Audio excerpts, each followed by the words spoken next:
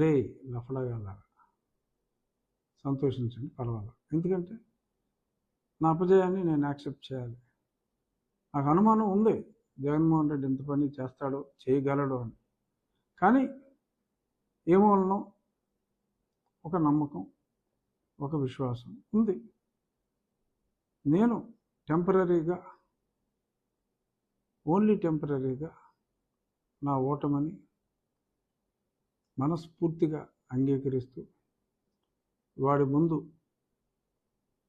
వాడి 4 సంవత్సరాల కష్టం అన్నీ ఫెయిల్ అయిన తర్వాత కొంచెం ఈజీ టార్గెట్ అయ్యి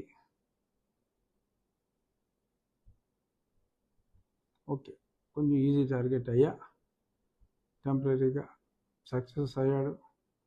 3 అడుగులు వెనక్కి వేస్తున్నా. కానీ